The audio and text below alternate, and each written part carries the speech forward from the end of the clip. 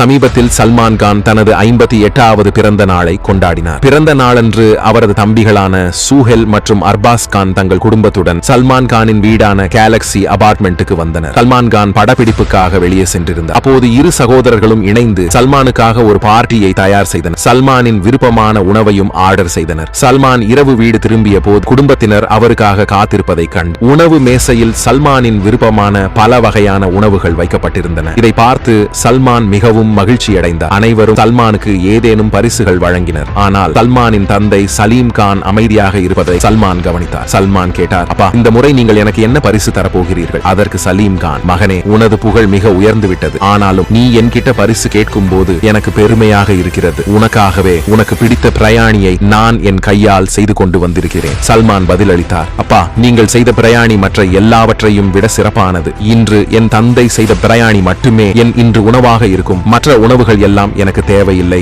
என்று சல்மான் கான் கூறுகிறார். அப்போது சல்மான் கானின் அப்பா மிகவும் மகிழ்ச்சி அடைந்தார்.